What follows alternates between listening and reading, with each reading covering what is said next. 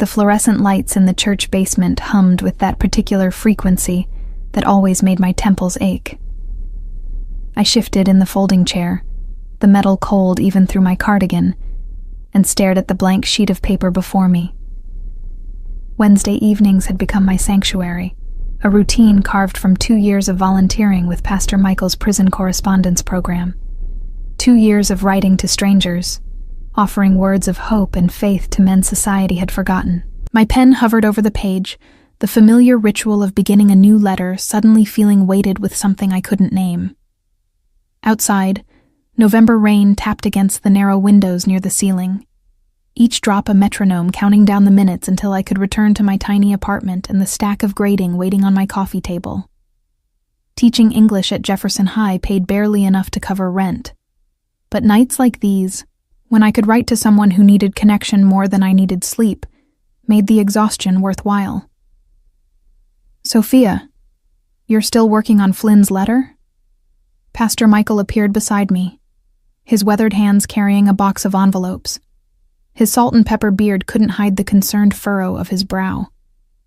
"You've been corresponding with him longer than anyone else in the program." I nodded, feeling heat creep into my cheeks. 2 years next month. He's different from the others, Pastor. His letters are thoughtful, full of questions about literature and philosophy. He asks about my students, remembers details from letters I wrote months ago. I paused, uncertain how to articulate the strange comfort I'd found in our exchange. He feels like a friend.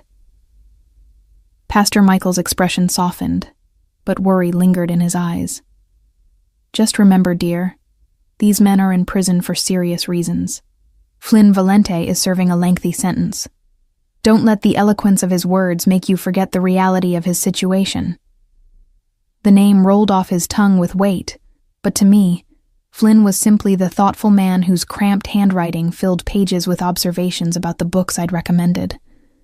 The man who asked about my ailing mother before she passed, who sent a surprisingly touching condolence when she did. The man who challenged my perspectives on redemption and second chances with arguments that kept me awake at night, rereading his words by lamplight. I knew nothing of his crime, and I'd never asked. Pastor Michael maintained strict confidentiality about the inmates' backgrounds, believing their past shouldn't define the ministry's purpose.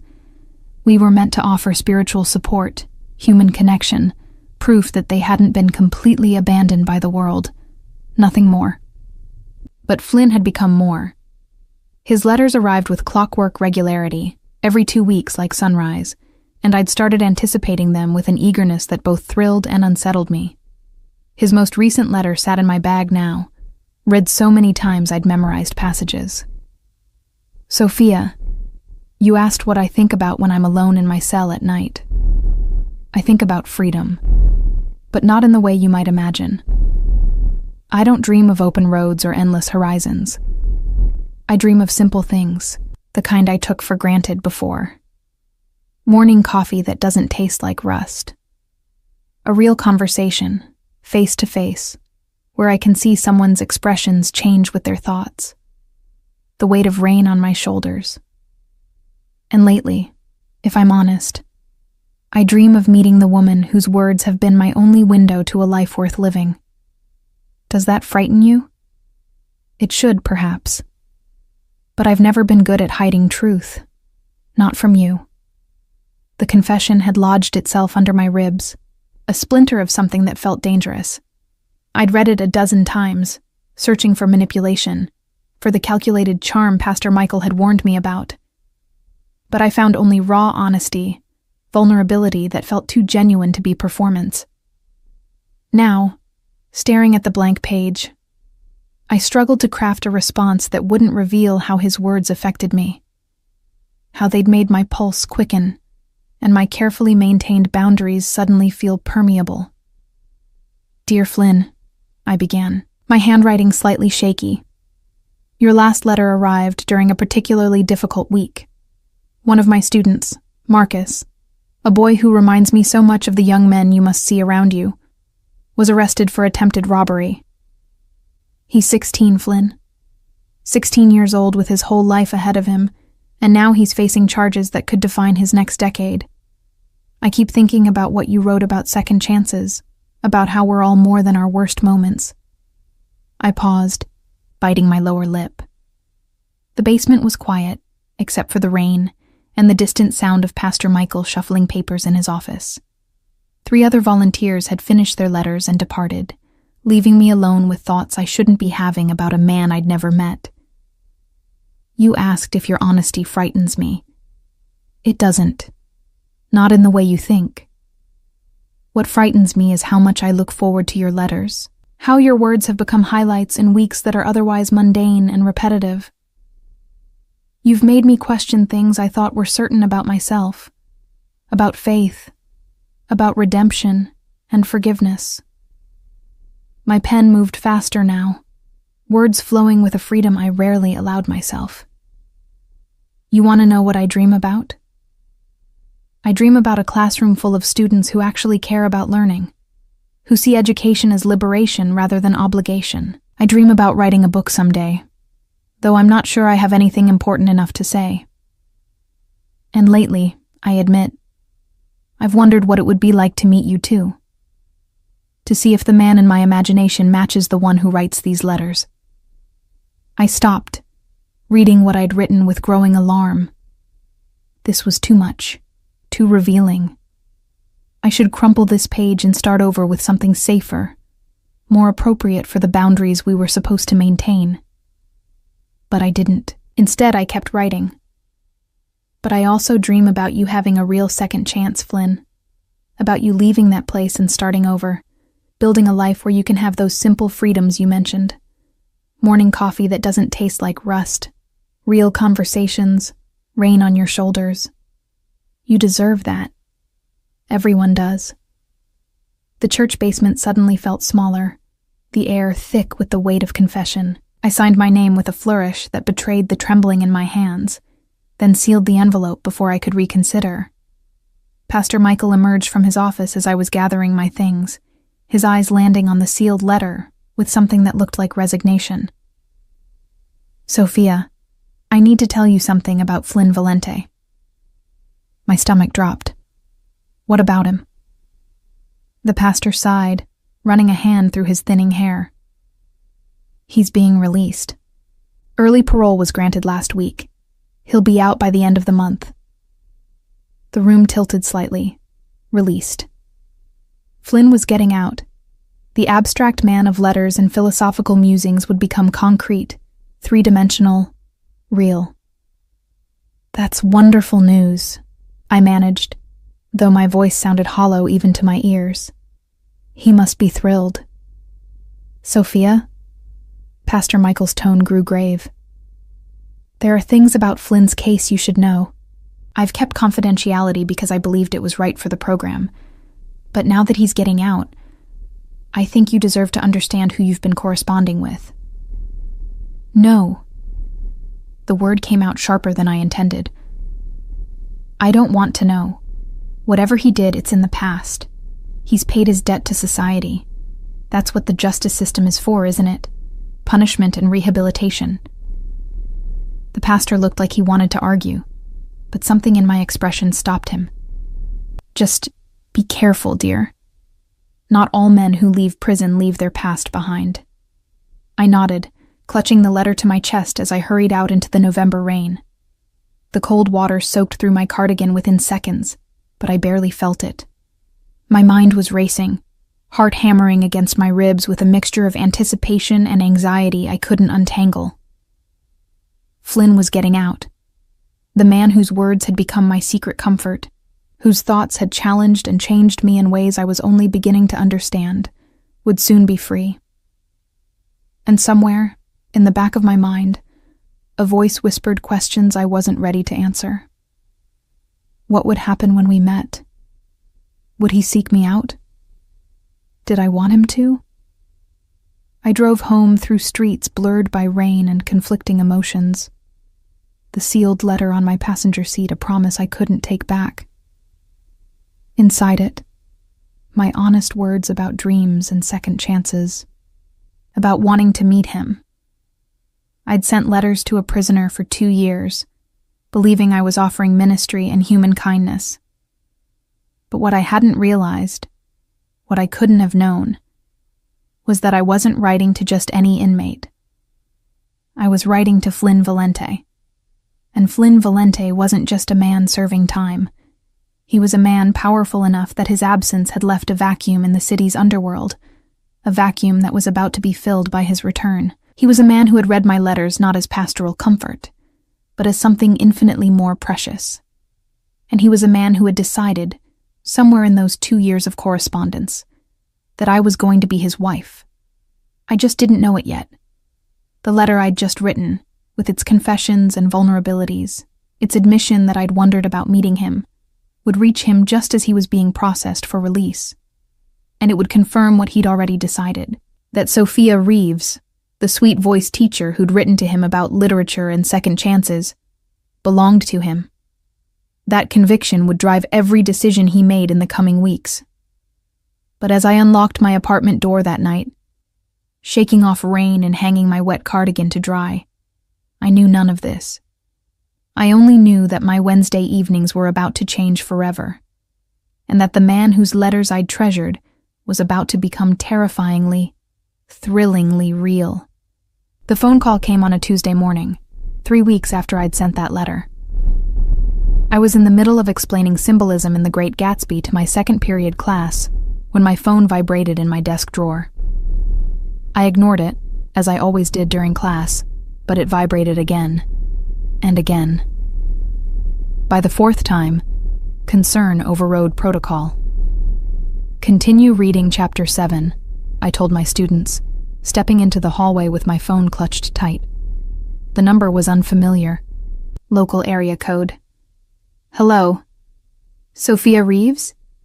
The voice was male, smooth, professional. Not Flynn's voice, I realized, with a strange mixture of relief and disappointment. I'd never heard Flynn's voice, but I'd imagined it countless times, usually deep and rough from disuse.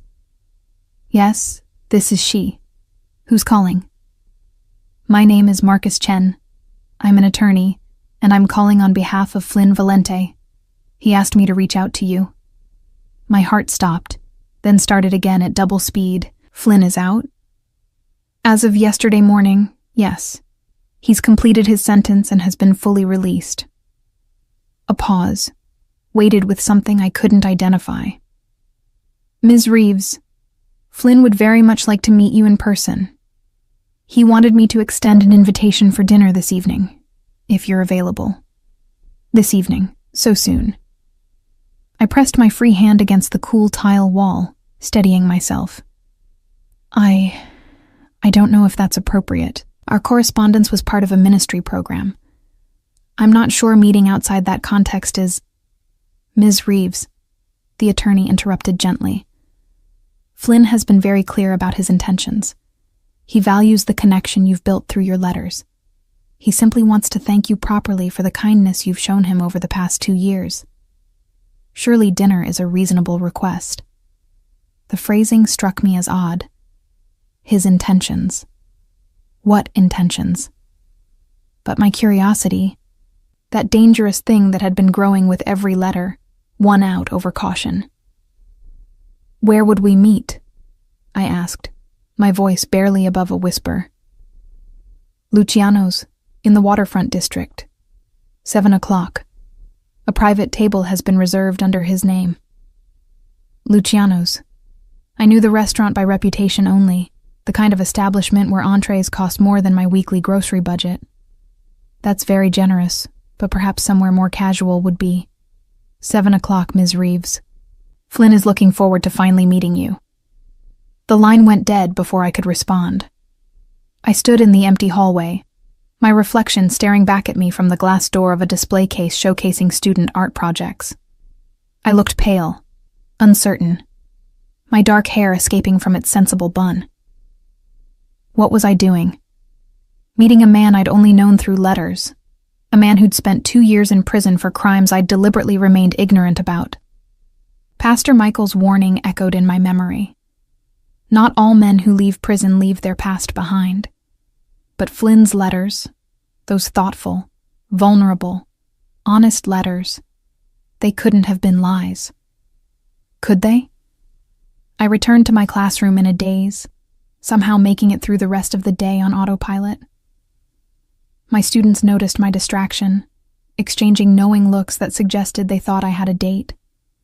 They weren't wrong, exactly, but they couldn't have imagined the truth. After the final bell, I sat in my empty classroom, staring at my phone. I should call Pastor Michael, ask his advice. I should cancel, send a polite message through the attorney explaining that our correspondence had been professional, nothing more. Instead, I found myself driving home to change clothes.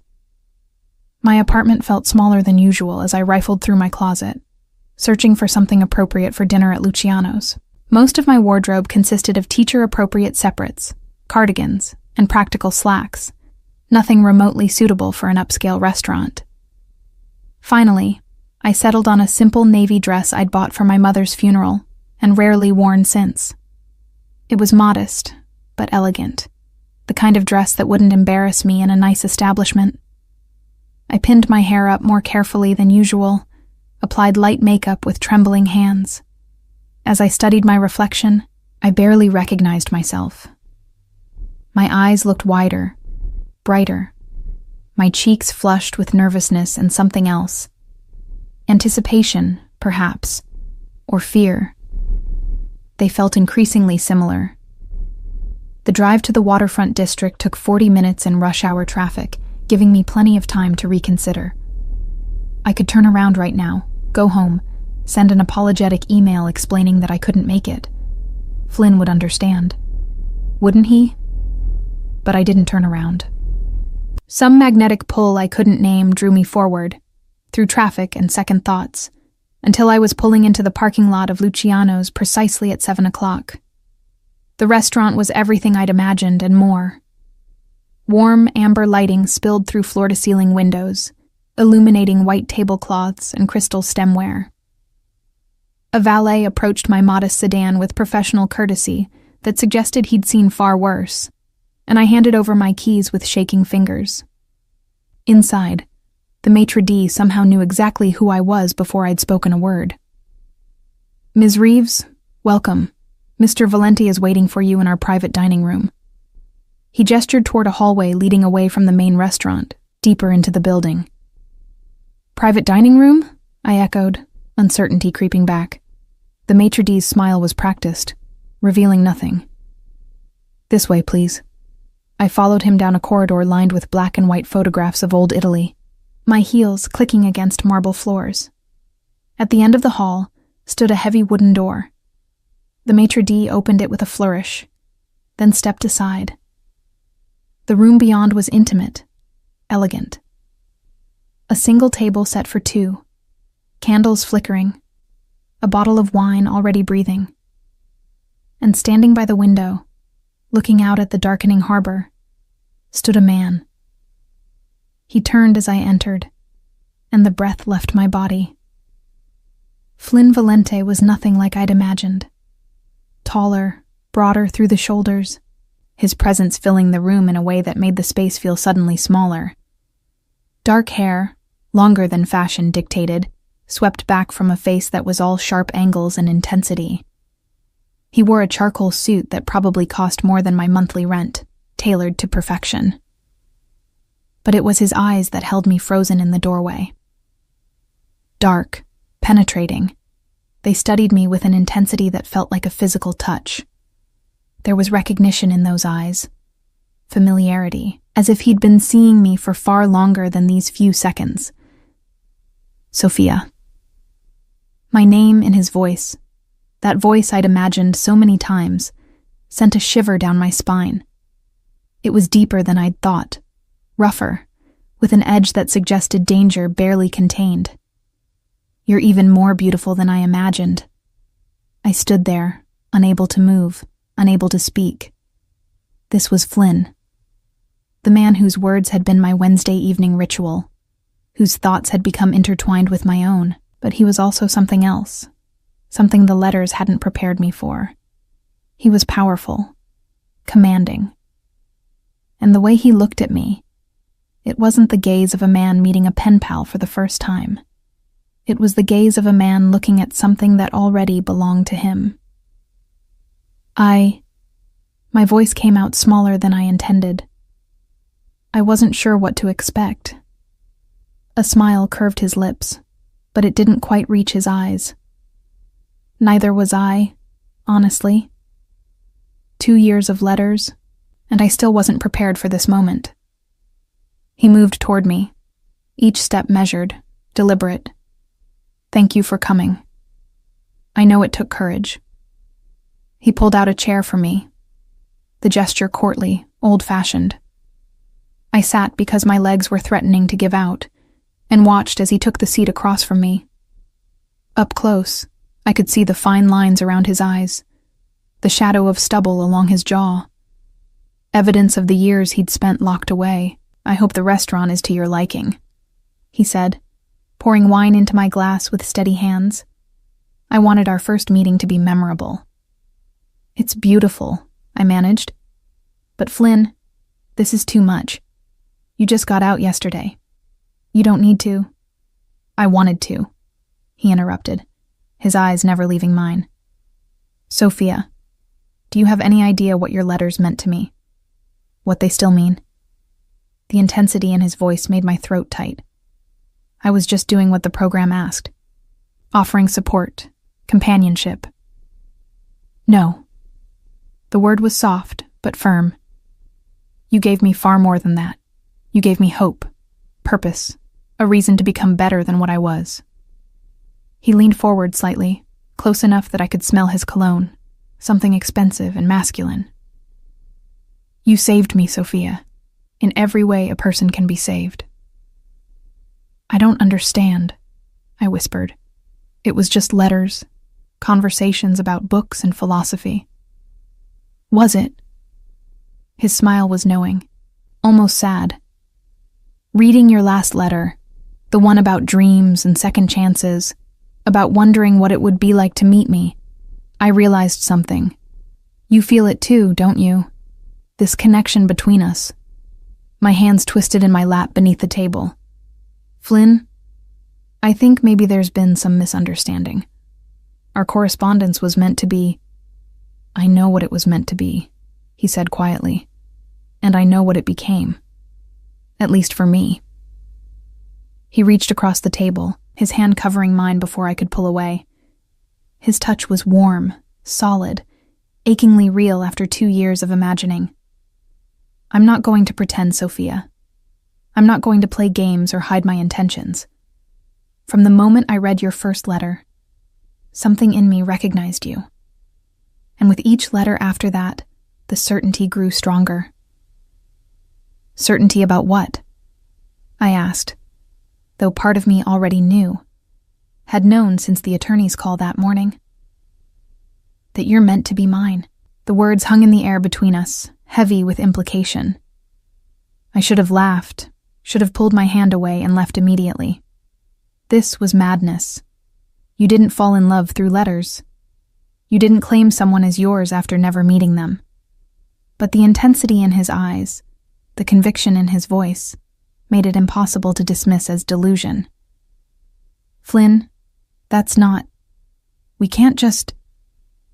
I struggled for words that would make sense of the chaos in my chest. You don't even know me. Not really. I know you better than anyone, he countered. I know you bite your lower lip when you're thinking about something difficult. I know you read late into the night when you can't sleep, usually poetry. I know you cry during sad movies but try to hide it. I know you believe in redemption even when it costs you, that you see potential in people others have given up on. His thumb traced circles on the back of my hand. I know your favorite color is sage green, that you take your coffee with too much cream, that you dream of writing a book someday but don't think you're good enough. Each detail he recited was correct, things I'd mentioned in passing across dozens of letters. He'd been paying attention, remembering, building an image of me that was startlingly accurate. That doesn't mean you know the real me, I protested weakly. People are different in person than in letters. Then let me get to know the real you. His voice dropped lower, intimate. Give me a chance to prove I'm not just words on paper either. Let me court you properly, Sophia. Let me show you what we could be together. Court me. The old-fashioned phrase should have been charming, but something about the way he said it made it sound less like a request, and more like an inevitability he was simply giving me time to accept. I don't think that's a good idea, I said, finally finding the strength to pull my hand from his. Flynn, you just got out of prison yesterday. You need time to adjust, to figure out your life. You don't need the complication of pursuing someone you barely know. Something hardened in his expression, a flash of steel beneath the charm. You think I don't know what I want? I've had 2 years to think about nothing else. 2 years of planning for this moment, for the life I'm going to build now that I'm free. He leaned back, studying me. But I can see I'm overwhelming you. That wasn't my intention. A waiter appeared as if summoned, placing elaborate dishes before us. The food looked exquisite, but my appetite had vanished. Tell me about your students, Flynn said, his tone shifting to something lighter, easier. Your last letter mentioned Marcus, the boy who got arrested. How is he doing? The change in subject was a relief, and I found myself relaxing slightly as I told him about Marcus's situation, about my efforts to get him a good lawyer, about the fears I had for his future. Flynn listened with the same focused attention I'd felt in his letters, asking thoughtful questions, offering surprisingly insightful observations. As the meal progressed, I began to see glimpses of the man from the letters, the thoughtful philosopher, the voracious reader, the person who could discuss everything from classical literature to modern social justice with equal passion. It would have been easy to let my guard down completely. But I didn't miss the way the staff treated him, the deference that went beyond mere customer service, the way the maitre d' had bowed slightly when we'd arrived, the way the waiter never quite met Flynn's eyes. These people weren't treating him like a recently released ex-convict trying to reintegrate into society. They were treating him like royalty, or something equally powerful. Flynn, I said carefully, setting down my fork. What did you do? Before prison, I mean. What was your life like? His expression shuddered slightly. Does it matter? I think it might. He was quiet for a long moment, swirling wine in his glass. I was in business. Import-export. Primarily. Family business. Inherited from my father. And why were you in prison? Sophia. I never asked before because I thought it didn't matter.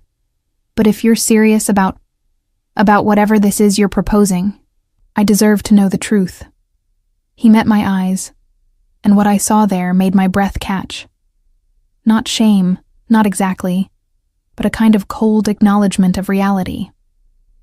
I was convicted of racketeering and conspiracy. I served the minimum of my sentence, got out early for good behavior and overcrowding. His voice was matter-of-fact, as if discussing the weather. The charges were politically motivated, but the life I led before prison wasn't exactly innocent either. My heart sank. What does that mean? It means I come from a world you've only read about in books, Sophia. A world where power matters more than the law, where loyalty is currency and weakness gets you killed. He leaned forward. But that's the life I'm leaving behind. For you. For me? I couldn't keep the skepticism from my voice. Flynn, you barely know me. How can I possibly be worth abandoning your entire world? Because you already changed me, he said simply. Your letters, your faith in redemption, your belief that people can be better than their worst moments. It got under my skin. Made me question things I'd never questioned before. His hand reached across the table again, and this time I didn't pull away. I want to be the man you think I am, the man you've been writing to, but I need you to give me that chance. I looked down at our joined hands, at the contrast between his larger, scarred knuckles and my smaller, softer fingers.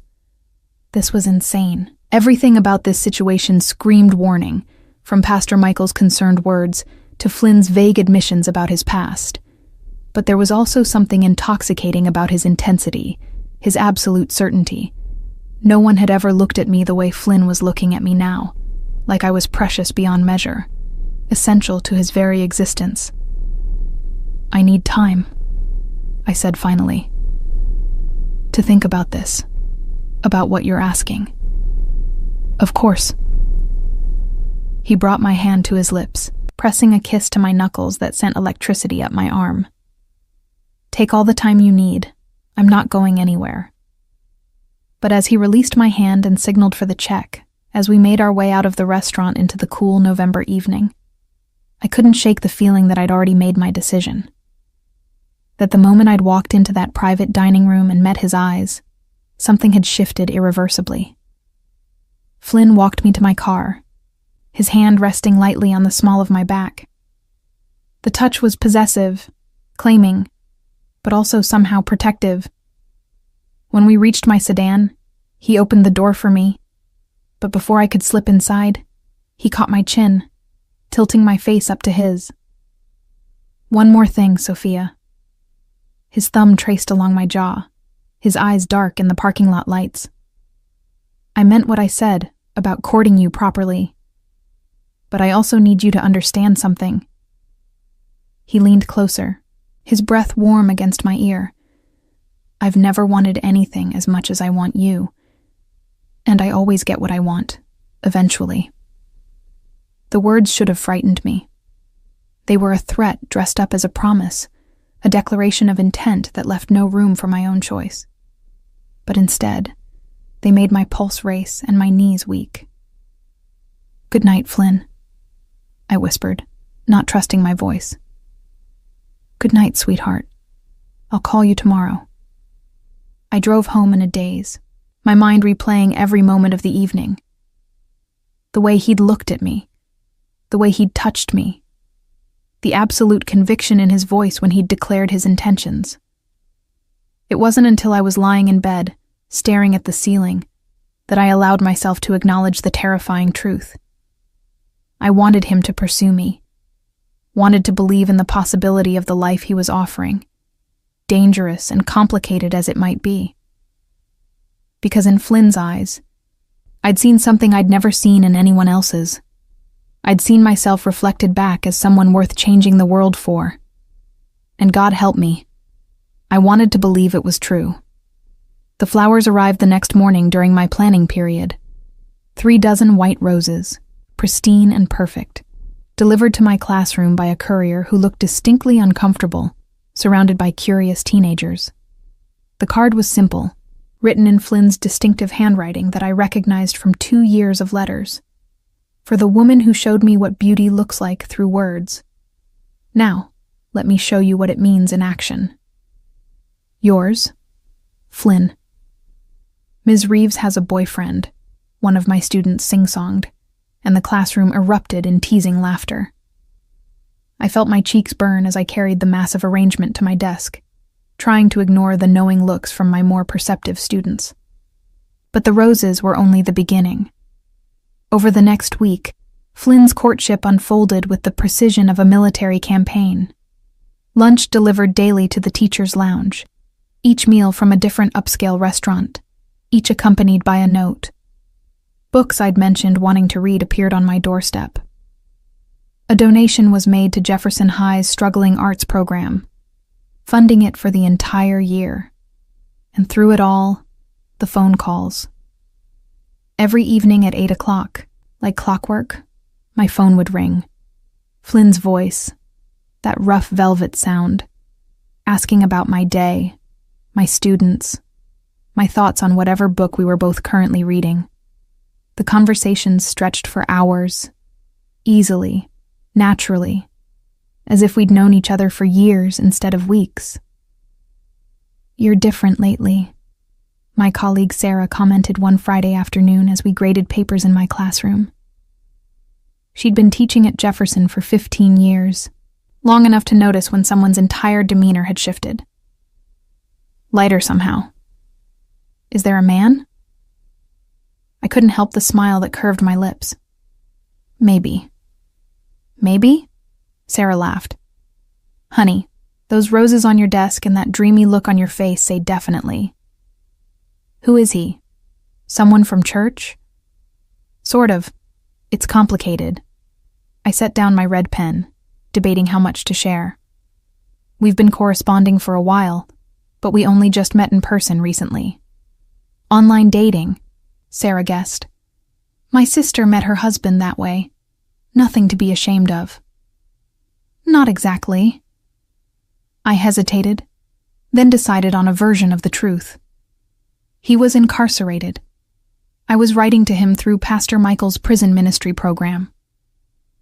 Sarah's expression cycled through shock, concern, and finally settled on wary curiosity. Sophia, are you sure that's wise? I mean, I'm all for second chances, but... He served his time, I said, more defensively than I intended. He's out now, and he's trying to build a legitimate life. Doesn't everyone deserve that opportunity? Of course they do, Sarah said carefully. I'm just worried about you. Prison changes people, not always for the better. What was he in for? I don't. I'm not sure I should say. The truth was, I'd been deliberately avoiding asking Flynn for more details about his conviction. The vague explanation he'd given at dinner, racketeering and conspiracy, felt like looking at an iceberg and only seeing the tip. Sarah studied me with the kind of concern I'd seen her show struggling students. Just be careful, okay? Protective instincts are good, but don't let them blind you to red flags. Her warning echoed in my mind later that evening, when Flynn called at his usual time. I want to see you this weekend, he said after we'd exhausted our usual topics. Really see you, not just dinner in a restaurant. Let me take you somewhere. Where? I asked, curling up on my couch with a mug of tea. It's a surprise, but dress comfortably. I'll pick you up Saturday at 10. Saturday morning arrived gray and threatening rain, but my nerves had nothing to do with the weather. I'd agonized over what to wear, finally settling on jeans, a soft sweater, and boots that could handle walking. When Flynn's car pulled up outside my apartment building at precisely 10, I was waiting by the window like a teenager on her first date. The vehicle that stopped at the curb wasn't what I expected. Not a flashy sports car or luxury sedan, but a sleek black SUV with tinted windows. Flynn emerged from the driver's side, and my breath caught as it did every time I saw him. Today he wore jeans and a black leather jacket over a simple gray shirt, his hair slightly mussed by the wind. He looked younger somehow, more approachable than the intimidating figure from our dinner. Ready for an adventure? He asked when I opened my apartment door, his smile genuine and boyish. Depends on the adventure, I replied, grabbing my jacket. You're being very mysterious. I want to show you something important to me. A place I've been thinking about during my entire sentence, planning to return to when I got out. He helped me into the passenger seat with that old-fashioned courtesy I was learning was characteristic. Trust me? The question felt loaded with more meaning than a simple day trip warranted. But I nodded, and we pulled away from my building into the overcast morning. We drove north out of the city, Flynn's hand occasionally leaving the steering wheel to rest on my knee, casual and possessive. We talked about everything and nothing, our conversation flowing as easily as it did on the phone. He told me about his first week of freedom, the strangeness of grocery shopping and making his own decisions after years of regimentation. It's overwhelming sometimes, he admitted, his eyes on the road, having so many choices. I found myself standing in the cereal aisle for 20 minutes yesterday, just staring at all the options. What did you end up choosing? I asked, charmed by his vulnerability. I didn't. I left without buying any. He laughed, a sound I was learning to treasure. Ridiculous, right? A grown man paralyzed by breakfast choices. Not ridiculous, I said softly. Human. His hand squeezed my knee gently. That's what you do, you know. make me feel human again, not like the thing I became inside. An hour later, we pulled off the highway onto a narrow road that wound through increasingly rural landscape. Bare trees lined the way, their branches skeletal against the gray sky. Finally, we turned onto a long gravel driveway that led to a small farmhouse. White clapboard siding, weathered but sturdy, with a wraparound porch and fields stretching behind it. "This is my family's land," Flynn said as we parked. 300 acres. Been in the Valente family for 4 generations. My grandmother lived here until she passed while I was inside. His voice grew quieter. I never got to say goodbye to her. I reached for his hand, threading my fingers through his. "I'm sorry." He turned to me, his eyes intense. "I've been thinking about this place constantly, Sophia. About what it could be. What it represents." "What does it represent?" I asked. "A fresh start.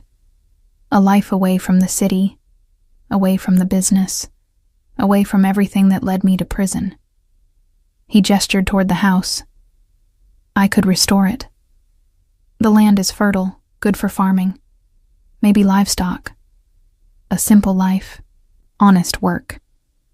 "That sounds beautiful," I said, meaning it. "Come inside. I want you to see something." The house was cold, long unheated, but structurally sound. Flynn led me through rooms that smelled of dust and memories, pointing out original hardwood floors, hand-carved banisters, a stone fireplace in the living room. His enthusiasm was infectious, and I found myself imagining the space restored, warm with life. Upstairs, he showed me 4 bedrooms. "Master suite," he said, opening one door to reveal a large room with windows overlooking the back fields. Then another door.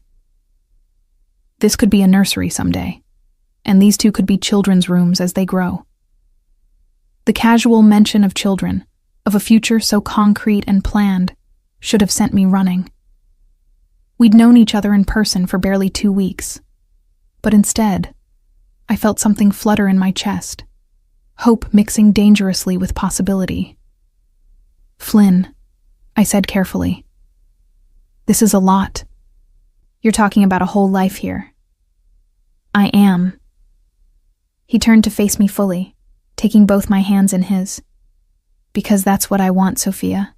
A life, a real one, with you, marriage, children, growing old together on this land." His thumbs traced circles on my wrists. "I know it's fast. I know I'm overwhelming you. But I also know what I want, and I've learned not to waste time pretending otherwise." "But we barely know each other," I protested weakly. "We've known each other for 2 years, he countered. "Our souls have been touching through those letters long before our hands ever did. The rest is just logistics." He drew me closer, his forehead resting against mine. "I'm not asking you to decide everything right now. I'm just asking you to consider the possibility, to let yourself imagine a life with me. I can't ask you to give up your whole world for me," I whispered. "Your business, your family connections, everything you've built." "My world, as you call it, almost destroyed me," he interrupted, his voice hard. "The business, the lifestyle, the constant looking over my shoulder, it's all poison. I want out, Sophia. I've wanted out for years, but never had a good enough reason." His hands cupped my face, tilting it up to meet his eyes. "Until you." The intensity of his gaze made my knees weak. "What if I'm not enough? What if you give all this up and then realize you made a mistake? That's not going to happen." The certainty in his voice was absolute. "But if you need more time to believe that, I'll give it to you. I'm patient, sweetheart. I waited 2 years for the possibility of touching you. I can wait a little longer for you to accept what we both know is inevitable." Before I could respond, he kissed me. It wasn't the tentative first kiss of new lovers, but something deeper, more claiming. His lips were firm against mine, demanding response, and I gave it without thought, my hands fisted in his jacket, pulling him closer as 2 years of imagining and hoping crystallized into this single moment of contact. When we finally broke apart, both breathing hard, Flynn rested his forehead against mine again. "Tell me you feel this," he murmured. "Tell me I'm not alone in this madness." "I feel it," I admitted, the words both liberation and surrender. "God help me. I feel it." He smiled, brilliant and triumphant, and kissed me again. Softer this time, sweeter, full of promise.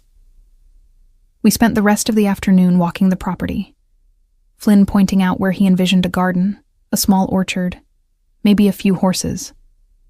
His vision was so clear, so detailed, that I could see it too. Could imagine mornings picking vegetables, afternoons reading on that wraparound porch, evenings cooking dinner in a restored farmhouse kitchen. "I want to introduce you to my family," Flynn said as we drove back toward the city as dusk was falling.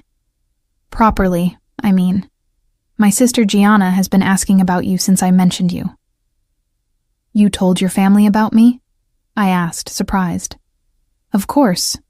You're important to me, which makes you important to them."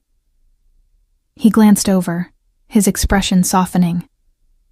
"They'll love you, Sophia. How could they not?"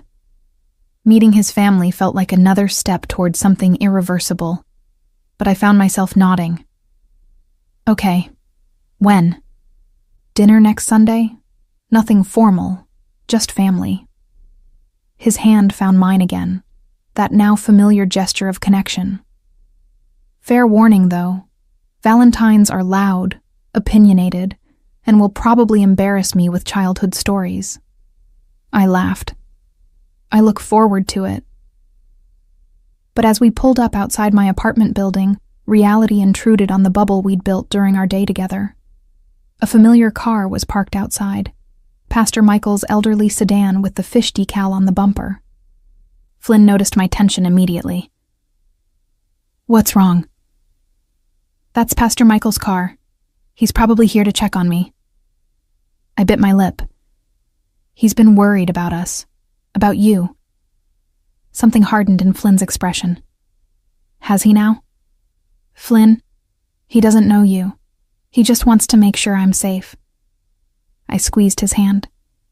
"Let me talk to him alone, please." He clearly didn't like it, but nodded. "Call me after. I want to know you're okay." "I will. I promise." I kissed him quickly, then climbed out of the SUV. Pastor Michael was waiting in the building's small lobby, his kind face creased with concern. "Sophia, I've been trying to reach you all day. I'm sorry, Pastor. My phone's been off. I was out." I gestured toward the door, where Flynn's SUV was still idling at the curb. "With Flynn." I gathered as much. He sighed, running a hand through his graying hair. "Sophia, we need to talk. About Flynn Valente and who he really is." My defenses rose immediately. "I know he was in prison. I know he's trying to build a new life. Isn't that what the ministry is about? Redemption. Redemption requires repentance," Pastor Michael said gently. "Sophia, Flynn Valente wasn't just some petty criminal who made a mistake. He's the head of one of the largest organized crime families in the state. Racketeering was just what they could prove in court. The reality of his empire, it's built on violence and corruption." The words landed like physical blows. "No, you're wrong. Flynn isn't like that. He's thoughtful, kind. He wants to leave that life behind." "He's told you what you want to hear." The pastor interrupted. "Sophia, I've seen this pattern before. These men, they're charismatic, persuasive. They know how to make vulnerable women feel special, chosen. I'm not some naive girl being manipulated," I snapped, anger flaring. "I'm an adult capable of making my own decisions. I'm not saying you're naive. I'm saying you're in danger." Pastor Michael's voice grew urgent.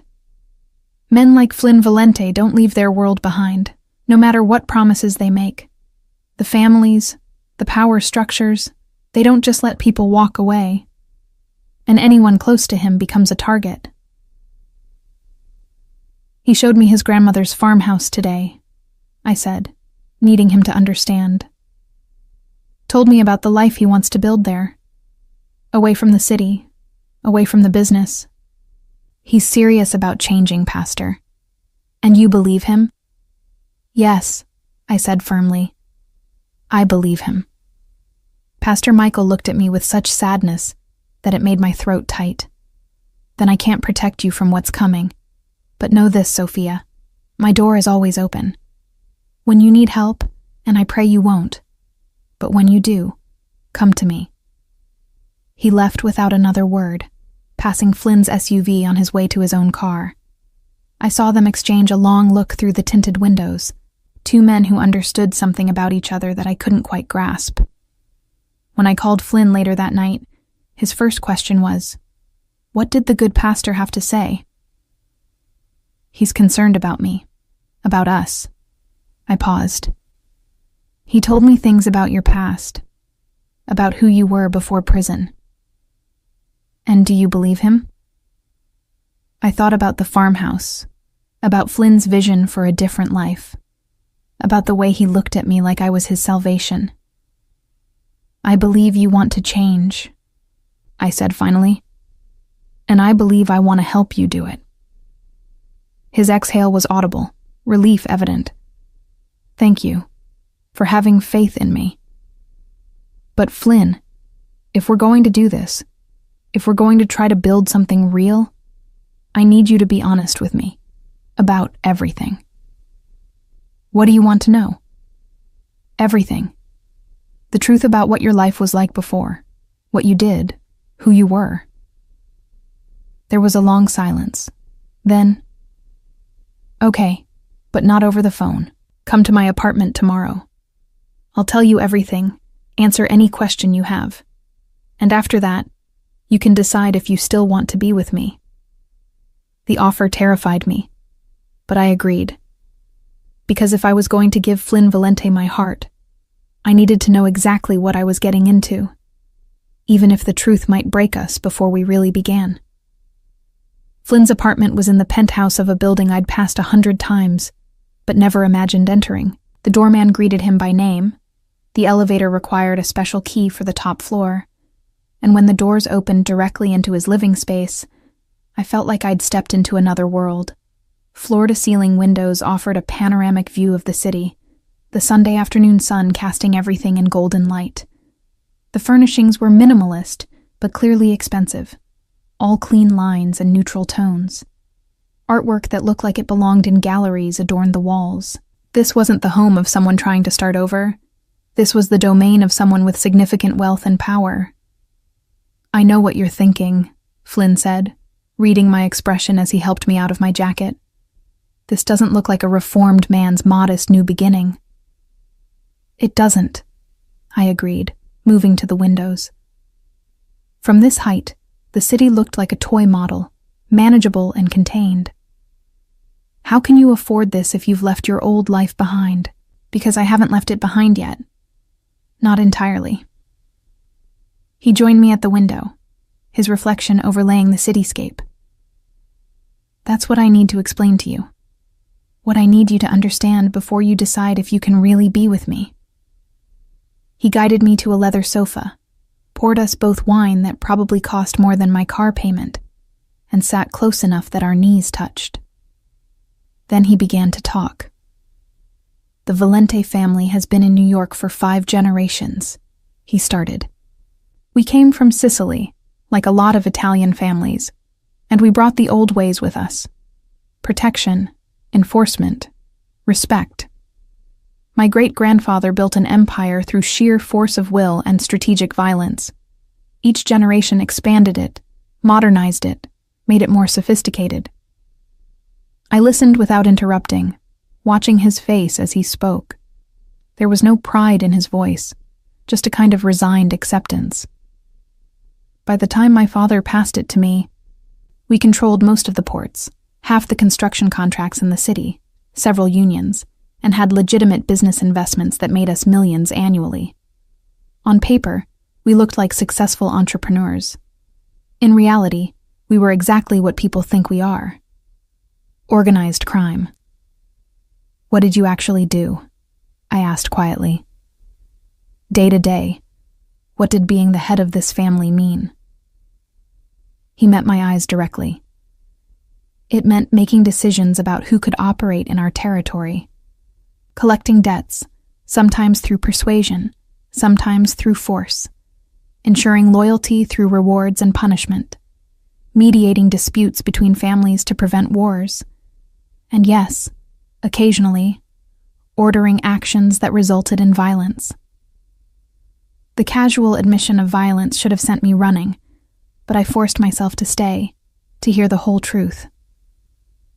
I never killed anyone myself, he continued, anticipating my question. But I gave orders that resulted in deaths. I'm not going to pretend otherwise, Sophia. I won't insult you with justifications or excuses. I did what I did because that was the world I was born into, and I believed it was the only world that made sense. What changed? I asked. A bitter smile crossed his face. Prison changed me. Or more accurately, 2 years of reading your letters changed me. Every Wednesday, like clockwork, you'd write to me about hope, redemption, second chances. You believed in rehabilitation, in the possibility that people could become better than their worst selves. He took my hand, his thumb tracing my knuckles. At first, I thought it was naive. Sweet but ultimately meaningless in the real world. But your words got under my skin, made me start questioning everything I'd accepted as inevitable. Made me realize that the life I'd been leading, the power I'd accumulated, none of it made me happy. It just made me isolated and paranoid. So you decided to leave? I prompted. I decided I wanted to try. But it's not simple, Sophia. You don't just walk away from this life. There are people who depend on me, business relationships that go back generations, family members whose livelihoods are tied to the organization. I can't just abandon them. Then what are you saying? Confusion and frustration warred in my chest. That you're staying in organized crime? That everything you told me about the farmhouse, about a different life, was fantasy? No. He shifted closer, his free hand coming up to cut my face. I'm saying I'm working on an exit strategy, transitioning leadership to my cousin Marco, liquidating the illegal operations, distancing myself gradually. But it takes time, and it's dangerous. People who try to leave too quickly or too completely end up dead. The bluntness of his words sent a chill through me. Are you in danger right now? Always, he said simply. That's part of why I need you to understand what you're getting into. Being with me means accepting a certain level of risk. It means having security around you, being careful about where you go and who you talk to. It means patience while I disentangle myself from obligations that go back decades. I pulled back from his touch, needing space to think. Flynn, this is so much more complicated than I imagined. I thought you were just a man trying to start over, not someone still embedded in a criminal empire. I know. And if it's too much, if you can't handle the reality versus the fantasy, I understand. His voice was steady, but I could see the fear in his eyes. Fear that I would walk away, that he would lose me before we'd really begun. But I need you to know, everything I said about wanting you, about building a life together, that's real. You're the only thing that makes sense in my world anymore, Sophia. You're what's worth fighting for. I stood, moving back to the windows, my reflection a ghost against the city below. What happens if I say yes? If I agree to try despite all of this? He came to stand behind me, close but not touching. Then we move forward, together. I continue working toward getting out while you continue being exactly who you are, teaching your students, living your life. We date properly, get to know each other in person the way we did through letters. And when it's safe, when I've successfully transitioned out, we build that life on the farmhouse land. And if something goes wrong, if you can't get out? His reflection met mine in the glass. Then I make sure you're protected and provided for regardless. I've already made arrangements. If anything happens to me, you'll be taken care of financially. My sister Gianna knows to look after you. I don't want your money, I said sharply. I want you, alive and free and actually able to build that life you keep describing. Then help me get there. He finally touched me, his hands on my shoulders, turning me to face him. Be my reason for doing this right. Be my conscience when I'm tempted to take shortcuts. Be my future when the past tries to drag me back. I looked up into his face, at the intensity burning in his dark eyes, and felt the last of my resistance crumbling. This was madness. Everything about this situation screamed danger, warned me to run before I got in too deep. But I was already in too deep. Had been since the first letter I'd written to an inmate named Flynn Valente, not knowing that he would become the axis around which my entire world would turn. I must be crazy, I whispered. Is that a yes? Hope flickered across his features. It's a, let's try, with the understanding that if this gets too dangerous, if I feel like I'm compromising my values or putting others at risk, I'm walking away. Fair enough. He pulled me against him, his arms wrapping around me with a possessiveness that should have alarmed me, but instead felt like safety. I can work with that. We stood there for a long moment, the city spreading below us, two people from completely different worlds trying to build a bridge between them. Tell me about your family, I said finally. The ones I'm meeting next Sunday. Flynn smiled, the tension in his shoulders easing. My sister Gianna is going to love you. She teaches elementary school, actually. Very much a civilian, though she knows about the family business. My brother Luca, he's deeper in the operations, but a good man despite it. And various aunts, uncles, cousins, all of whom will be intensely curious about the woman who's captured my attention. No pressure, I muttered, and he laughed. They'll adore you, I promise. Though fair warning, my Aunt Rosa will probably try to feed you until you burst, and my Uncle Tony will want to know your entire family history within the first 5 minutes. The casual family normalcy juxtaposed against the criminal enterprise we'd just been discussing created a cognitive dissonance that made my head spin. But this was my reality now, if I chose to embrace it. Normal people with normal relationships, built on the foundation of something deeply abnormal. Stay for dinner, Flynn said. Let me cook for you. Something simple, no restaurant staff or formality, just us. I agreed, and watched as he moved around the kitchen with surprising competence, preparing pasta carbonara while telling me stories about his grandmother, the one who'd lived in the farmhouse. She'd been a force of nature, apparently, ruling the family with an iron will disguised as maternal affection.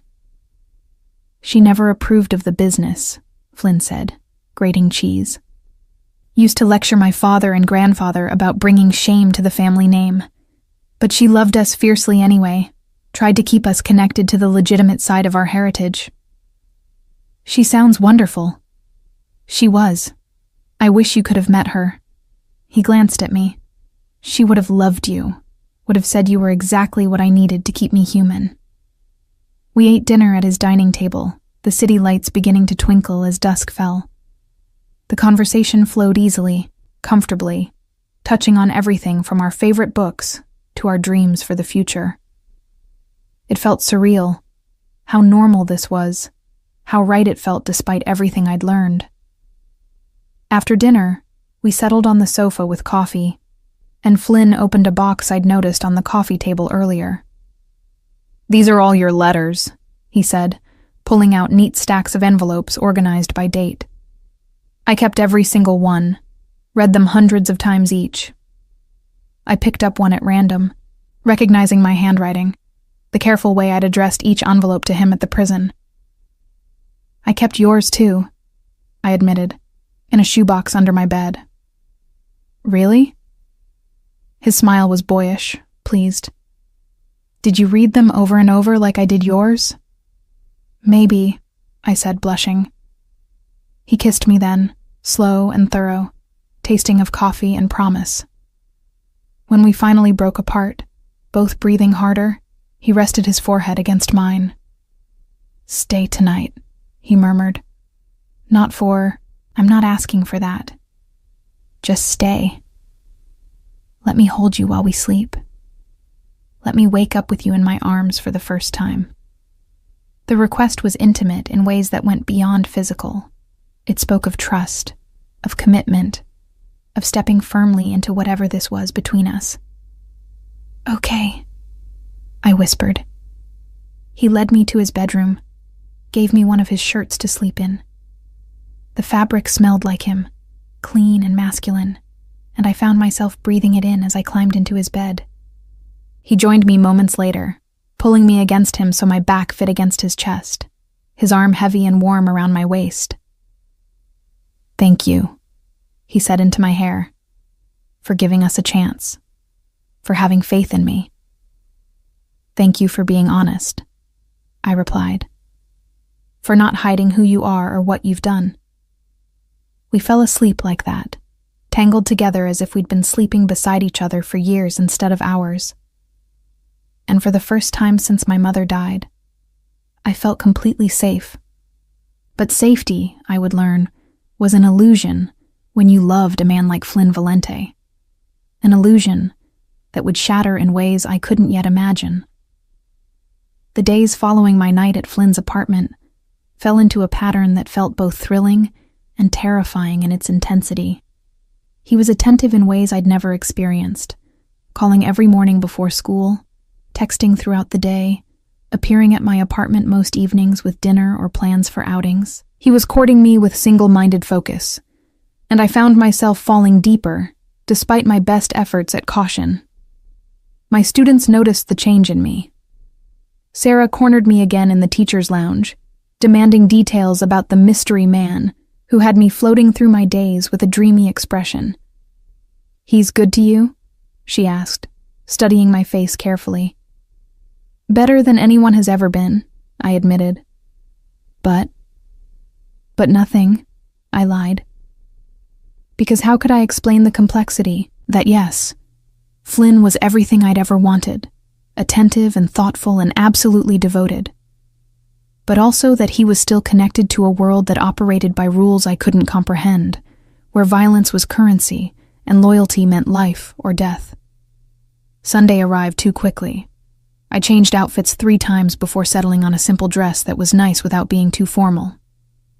Flynn picked me up at noon, looking devastatingly handsome in dark slacks and a burgundy sweater that made his dark eyes even more intense. Nervous? He asked as we drove. Terrified, I admitted. He reached over, squeezing my knee. Don't be. They're going to love you. His sister's house was in a nice suburban neighborhood, the kind with tree-lined streets and children's bicycles and driveways. Nothing about it suggested connection to organized crime, and I felt some of my tension ease. Until we walked inside, and I was immediately engulfed by at least 15 people, all talking at once, all clearly related to Flynn with their dark eyes and expressive hands. Everyone, please. Flynn raised his voice over the chaos. This is Sophia. The room fell silent, every eye turning to assess me. I felt like a specimen under a microscope. Then a beautiful woman with Flynn's cheekbones but softer features stepped forward. Sophia, I'm Gianna. Thank God you're real. We were starting to think Flynn had invented you. She pulled me into a warm hug. Come, let me introduce you properly before this crowd devours you. The afternoon passed in a blur of names and faces, food and conversation. Flynn's Aunt Rosa did indeed try to feed me until I burst, piling my plate with enough food for 3 people. Uncle Tony peppered me with questions about my family history, my education, my intentions toward his nephew. But mostly, they were warm and welcoming, clearly thrilled that Flynn had found someone. Gianna pulled me aside at one point, her expression serious. "He's different with you," she said quietly.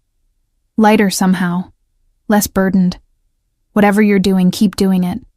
He needs someone like you." "Someone like me?" I echoed. "Someone good.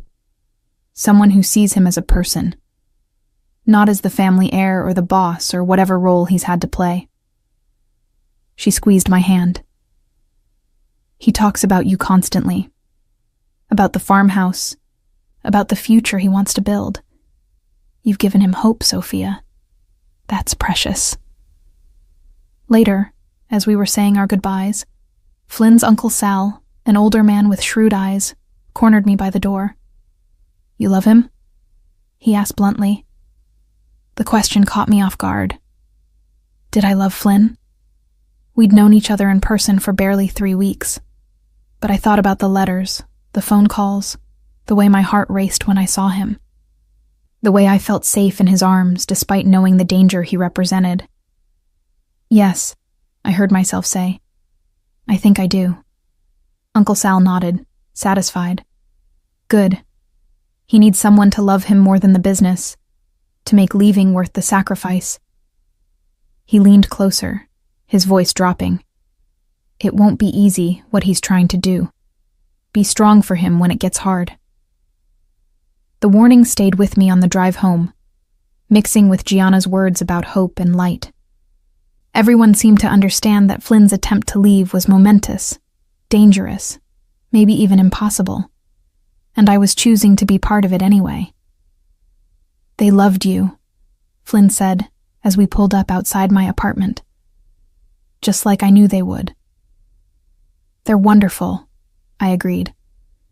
"Normal, despite everything."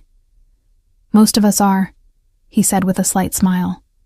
"The business is what we do, not who we are." He walked me to my door, kissed me goodnight with a tenderness that made my knees weak, and left me standing in my doorway watching his taillights disappear. I was in love with Flynn Valente, and whatever that meant, whatever complications and dangers it brought, I was choosing it anyway. Choosing him, choosing us, choosing hope over fear, even if that choice would soon cost me more than I could have imagined. 3 months passed in what felt like both an eternity and an instant. Winter settled over the city with unusual severity, coating everything in ice and snow, but I barely noticed the cold.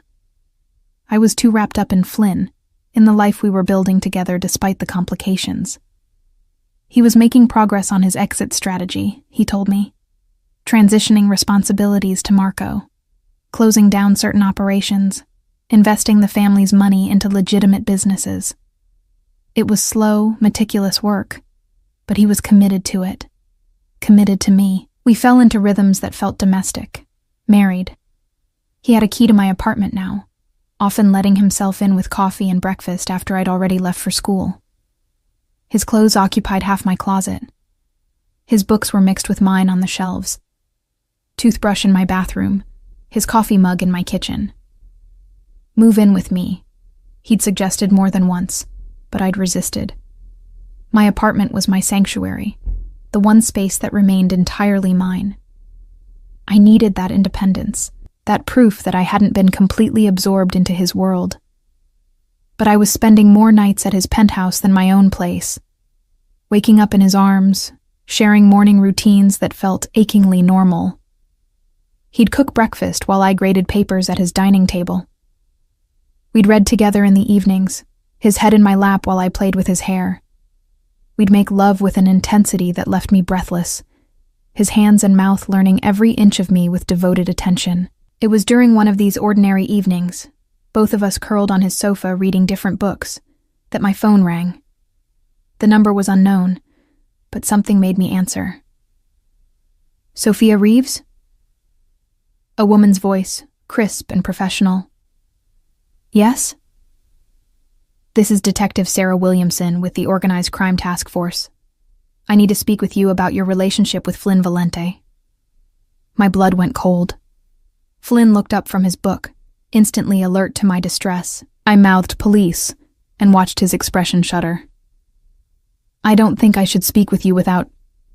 We just want to talk, the detective interrupted. Informally. Coffee tomorrow. I promise this isn't about getting you in trouble, Ms. Reeves. We're concerned for your safety. My safety is fine, I said firmly. Is it? You're dating a known organized crime figure. You're in his home right now, aren't you?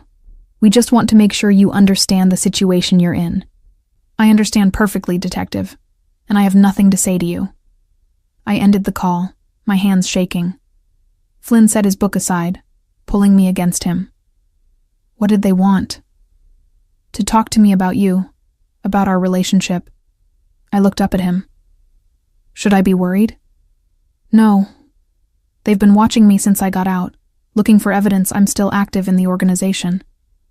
They probably think you're a way to get to me. His jaw tightened. I'm sorry, Sophia. I never wanted this attention on you. I can handle it, I said, more confidently than I felt. But the call had shaken me, made the danger he'd warned about feel suddenly concrete.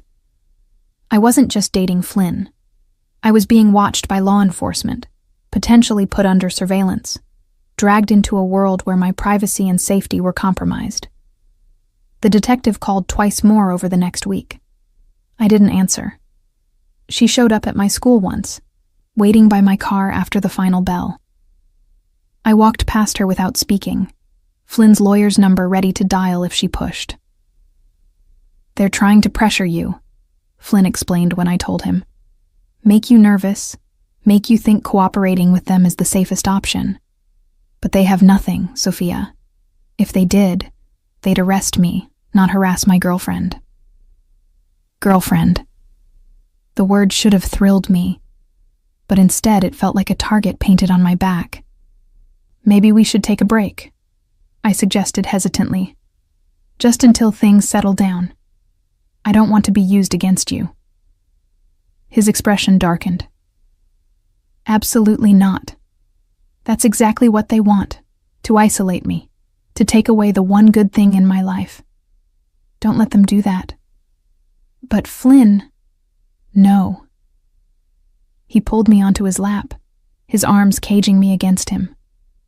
You're mine, Sophia. I'm not letting you go just because things get difficult. We're in this together, remember? The possessiveness in his voice sent conflicting signals through me. Part of me thrilled at being claimed so absolutely. Part of me worried at how completely he assumed my compliance. I'm not yours like a possession, I said carefully. I'm with you because I choose to be. I know that. He softened immediately, his hand cupping my face. I'm sorry. This situation is making me tense. But you're right. You choose to be here, and I'm grateful for that choice every day. We made love that night with something desperate in it, as if we were both trying to prove something. Afterward, lying tangled in his sheets, I traced the scars I'd discovered on his body. Evidence of violence, of a life lived dangerously. Tell me about these, I asked, my fingers following a line along his ribs. Knife wound, bar fight when I was 22. He caught my hand, bringing it to his lips. Ancient history. And this one? A circular mark on his shoulder. Bullet graze. Also, ancient history. Flynn. What do you want me to say, Sophia? That my life has been dangerous? You already know that. That I've been hurt and have hurt others? You know that too. He rolled to face me fully. But that's not who I am anymore. Not who I want to be with you. I know, I whispered. Sometimes I wonder if you can really leave it all behind. If we can really have the life you talk about. We can. His certainty was absolute. We will. I promise you. I wanted to believe him, needed to believe him.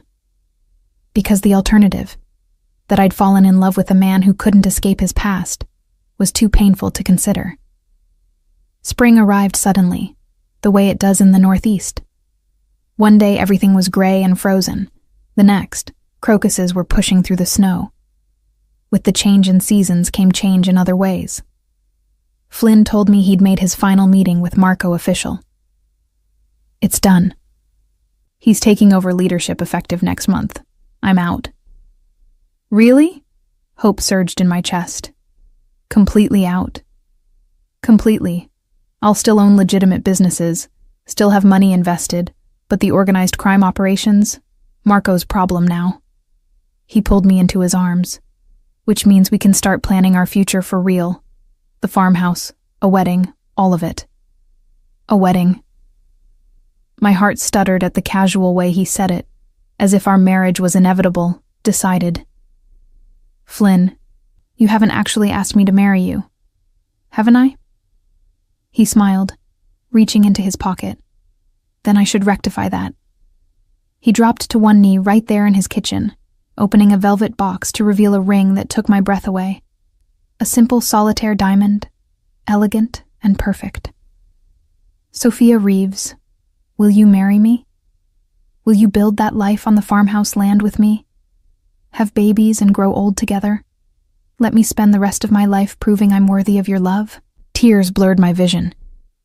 This was happening. He was really leaving his old life, really offering me everything I'd dreamed of. Yes, I whispered. Yes, I'll marry you. He slid the ring onto my finger, then stood, lifting me and spinning me around.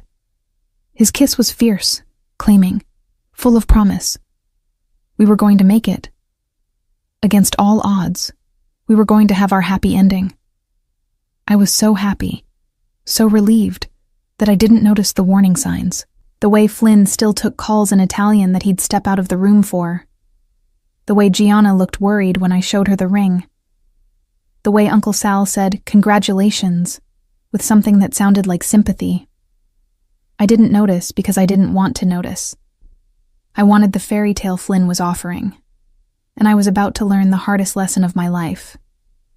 That fairy tales don't exist in the real world, and happy endings have to be fought for, bled for, sometimes died for. The first crack appeared 2 weeks after our engagement, during dinner with Gianna and her husband. Flynn's phone rang. He glanced at it, his expression closing off in a way I'd learned to recognize. I need to take this. He stepped onto Gianna's back porch, but his raised voice carried through the glass door. I couldn't make out words, but the anger was clear. Is everything okay? I asked Gianna, watching Flynn pace. She and her husband exchanged a look. Marco is having trouble with the transition, she said carefully. Some of the older members of the organization don't want to accept new leadership. But Flynn said he was out, I protested. He is, Gianna assured me. But these things, they're complicated. Flynn might be out, but his legacy, his decisions, they have consequences that don't just disappear overnight. Flynn returned, his jaw tight. We need to go. What's wrong? I asked as he helped me into my coat. Nothing for you to worry about. Just some business I need to handle. Flynn, you said you were out. I am out.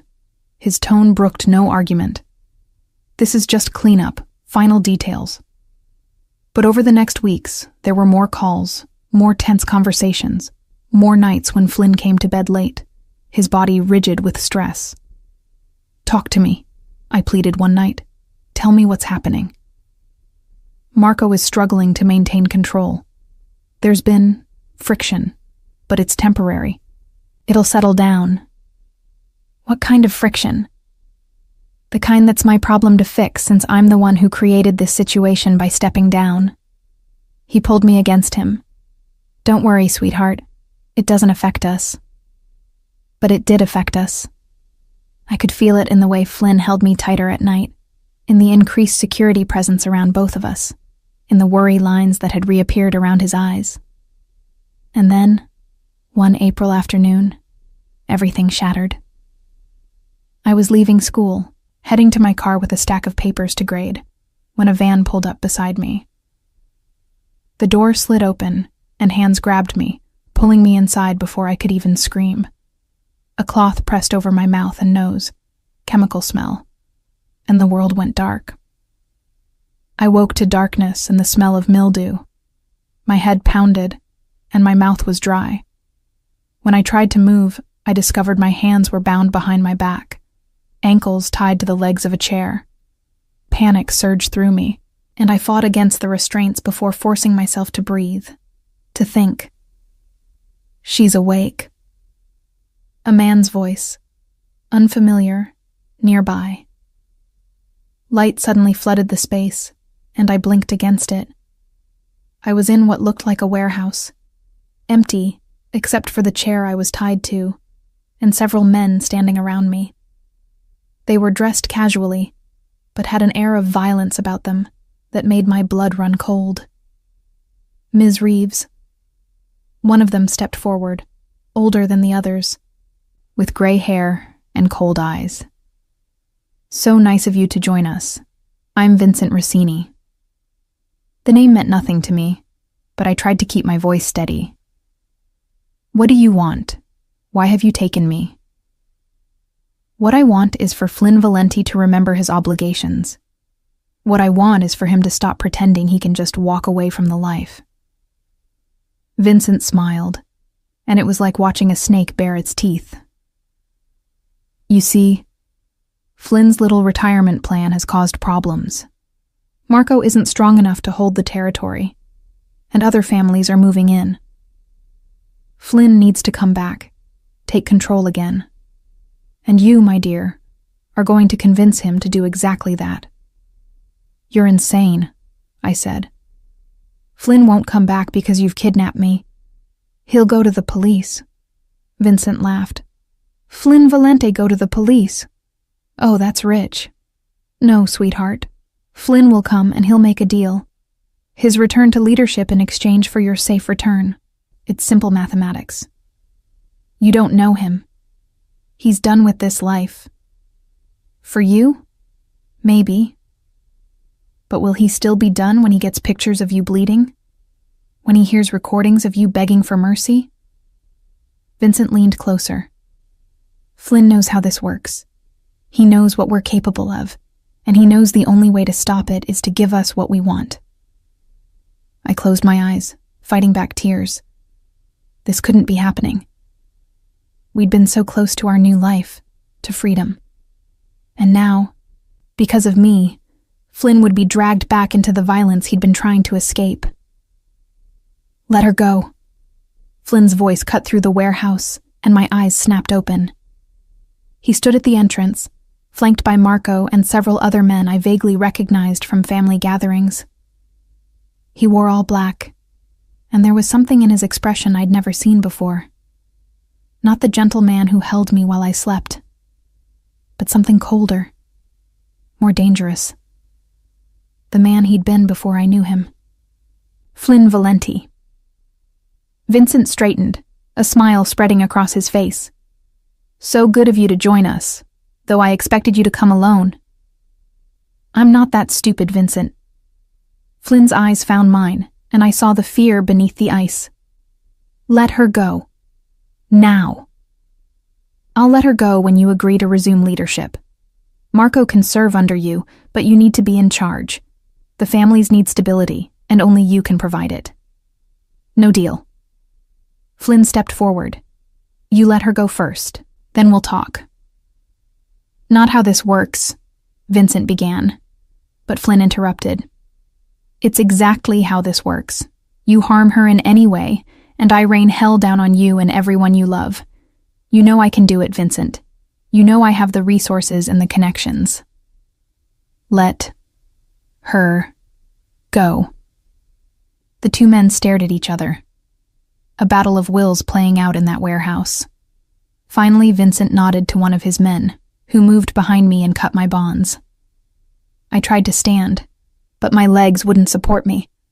Flynn was there in an instant, catching me, his arms wrapping around me with fierce protectiveness.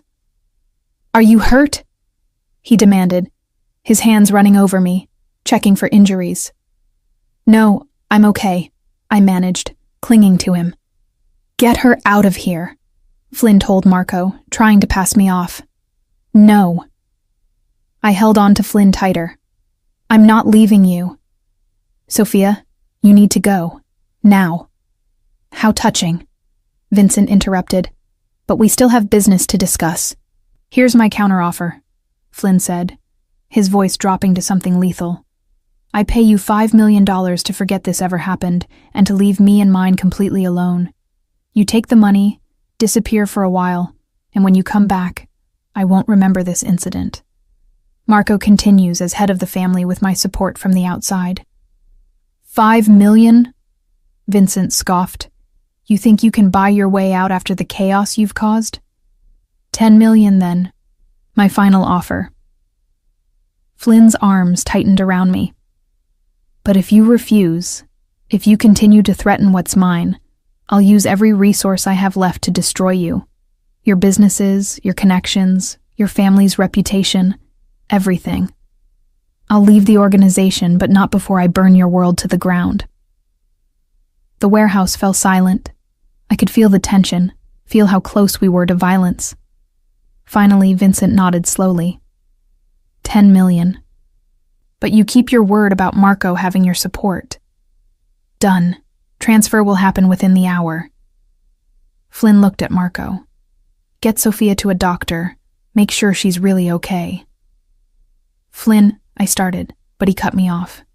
"Go, please. I need to know you're safe." Marco gently pried me from Flynn's arms, and I let him lead me out of the warehouse because staying was only making things harder for Flynn. But I looked back, watching Flynn face Vincent and the other men, and I understood something I should have understood weeks ago. Flynn hadn't really left, couldn't really leave, because even in trying to walk away, he was still powerful enough that his actions affected everyone, still connected enough that his enemies could find his weak points.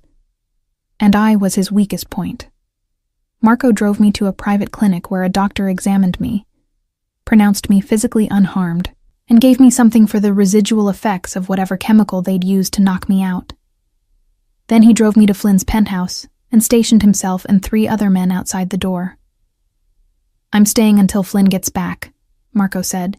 "He'd kill me if anything happened to you." I nodded, too exhausted to argue.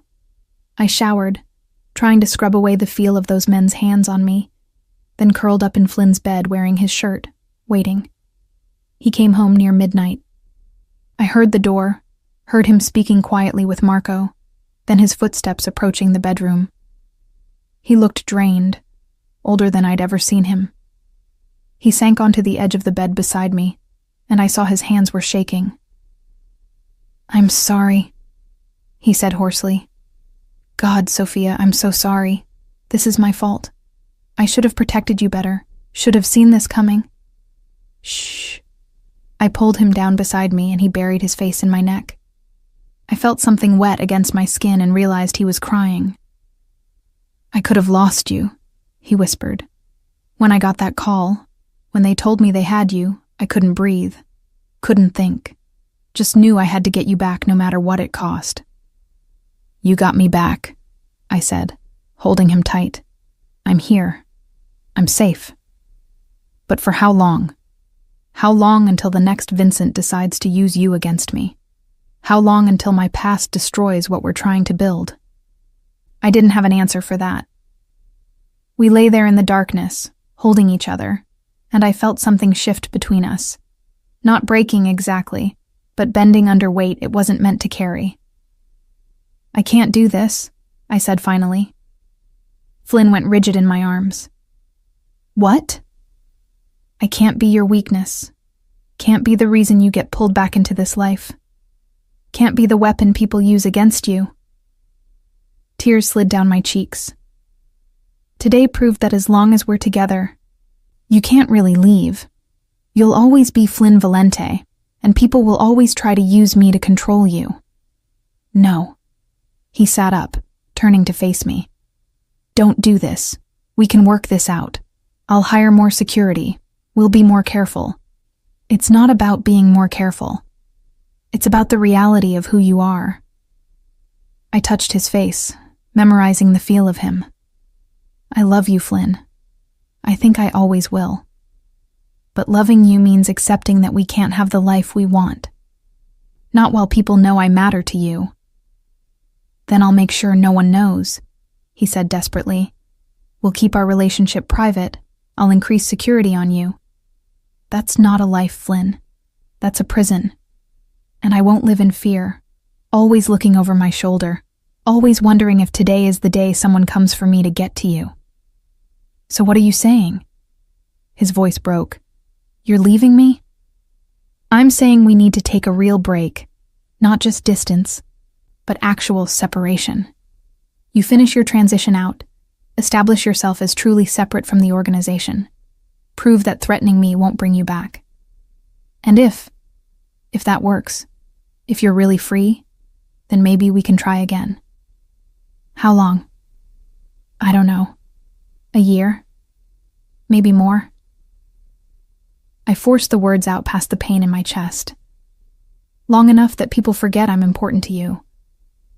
That will never happen. He grabbed my hand, pressing it to his chest. You're more important than anything. I'd give it all up, Sophia. The money, the power, the connections. I'd walk away from everything if you asked me to.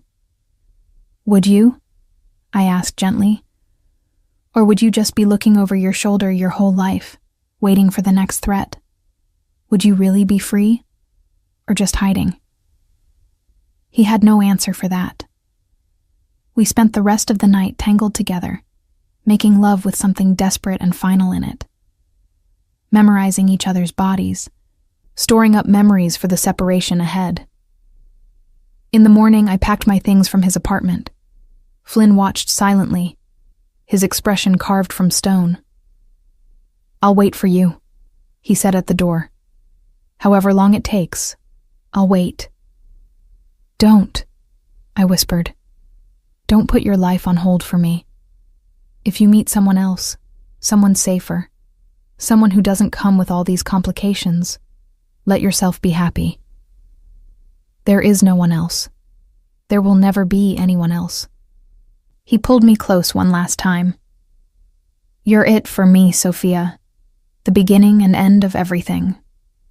I kissed him, tasting salt from both our tears, then walked out before I could change my mind. The next months were the hardest of my life.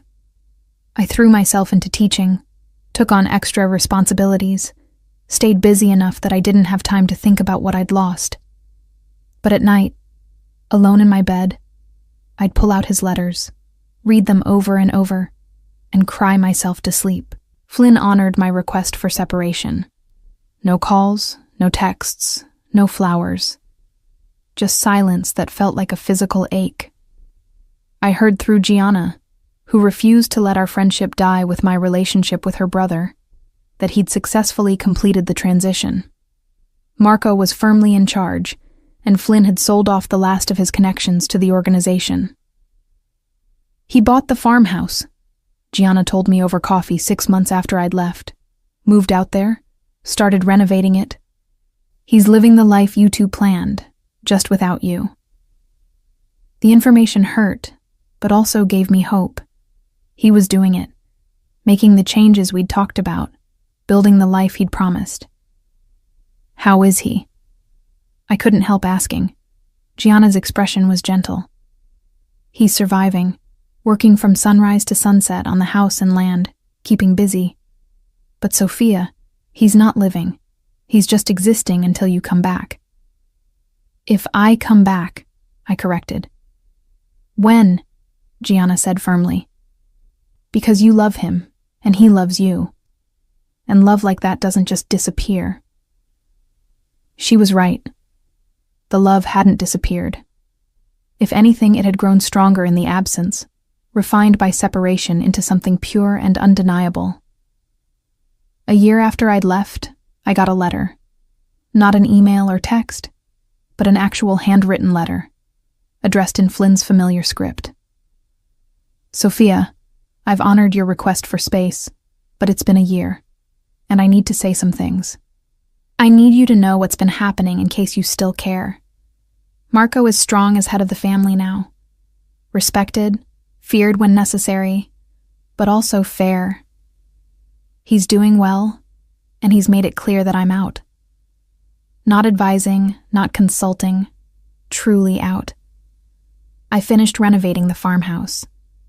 It's exactly what we imagined, with the garden and the rooms we talked about. Sometimes I walk through it and see ghosts of us, of the life we should have had. I'm not writing to pressure you or to ask you to come back before you're ready. I'm writing because I made you a promise once, and I intend to keep it.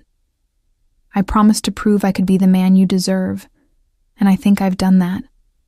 I've left the life, built something legitimate and real. But I also need you to know, I'm still waiting. I will always be waiting. Because you're not just someone I loved once, Sophia. You're the only person I'll ever love. The only future I want. When you're ready, if you're ever ready, I'll be here. At the farmhouse, building the life we planned, hoping you'll come home to me. Forever yours, Flynn.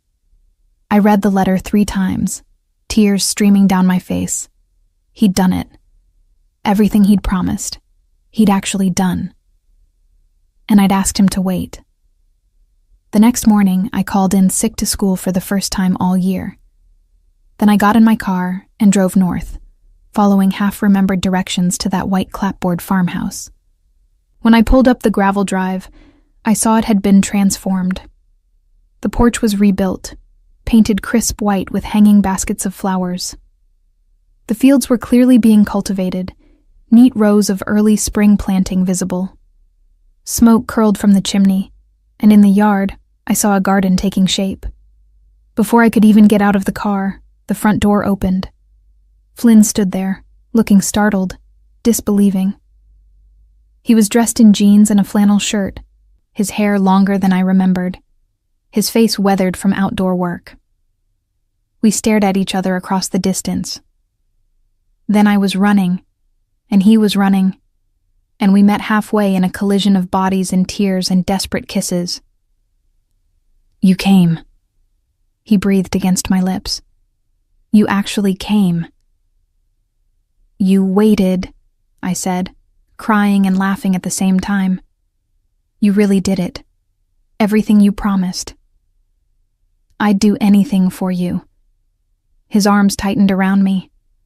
I'd wait forever if that's what it took. We stood there in his yard, holding each other like we'd never let go, and I felt something settle in my chest that had been restless for a year. This was home. Not the farmhouse, not the city. Flynn.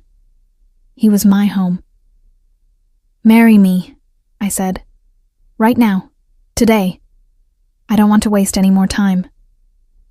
He pulled back enough to look at me, his eyes searching mine. "Are you sure? We can wait. Do it properly." "I'm sure. I've never been more sure of anything." He kissed me again, deeper this time, claiming. When we finally broke apart, he was smiling that devastating smile I'd fallen in love with through letters written in prison. "The ring is inside," he said, "on my nightstand. I've looked at it every night for a year, imagining this moment." We went inside together, into the farmhouse he'd restored with his own hands, the life he'd built while waiting for me to come home. And 3 days later, standing in that same yard under a spring sky with Gianna and Pastor Michael as witnesses, we got married. Simple vows, simple ceremony, but more meaningful than any elaborate wedding could have been. Because we'd fought for this, had given up everything for it, had proved that love could survive separation, could transcend violence, could build something beautiful from broken pieces. "I love you," Flynn said as he slid the ring onto my finger. "For all the years we lost and all the years ahead." "I love you," I replied, meaning it with every cell in my body. "Forever." And as he kissed me, as our family and friends cheered, as the spring sun broke through clouds to warm our faces, I knew we'd finally made it. The fairy tale didn't exist in the real world, but we'd built something better, something real, earned, permanent. A love that had survived everything life threw at it and emerged stronger on the other side. And in the farmhouse over the next years, we built the life Flynn had envisioned in those prison letters. Children's laughter filled the rooms. Gardens flourished under our care. Peace settled like soft snow, gentle and complete. The man who'd been a crime boss became a farmer, a husband, a father. The woman who'd written letters to an inmate became a wife who'd never doubted, never given up, always believed in redemption. And on quiet evenings, we'd sit on that wraparound porch, our children playing in the yard, and read aloud from those original letters, remembering where we'd started, celebrating where we'd ended up. Two people from impossible worlds who'd built a bridge between them, and crossed it together into the life we'd both been dreaming of all along.